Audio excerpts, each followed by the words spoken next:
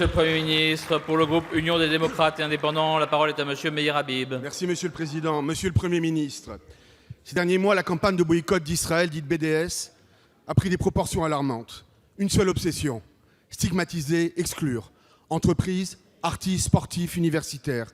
En juin, l'ancien député communiste Jean-Claude Lefort appelle, veille du Ramadan, à boycotter une marque de produits cachers fabriqués en Île-de-France.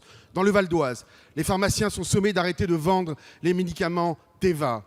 En septembre, le sénateur UDI Loïc Hervé de Haute-Savoie saisit le procureur d'une campagne contre SFR boycottée au seul motif que son PDG est franco-israélien et juif. Aucune enquête, aucune poursuite. Demain, le BDS organise à Paris une conférence à l'université Paris 8. Pourtant, le 20 octobre, la Cour de cassation a tranché. Appeler au boycott d'Israël est illégal. Malgré cela, des élus de votre majorité, y compris socialistes, le soutiennent activement. J'ai écrit à la garde des Sceaux, pas une fois, mais 2 fois, sans aucune réponse.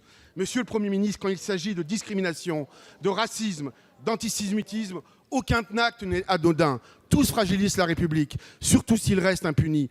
Le boycott crée un climat de haine en France. A-t-on oublié qu'en janvier, c'est un hyper-cachère que Coulibaly a pris pour cible? On stigmatise avant de tuer.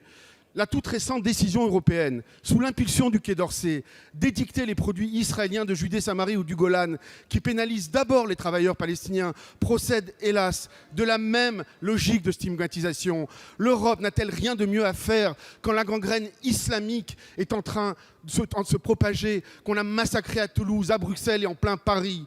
Alors qu'on dénombre 200 litiges territoriaux à travers le monde, Israël est traité comme le juif des nations. Stop!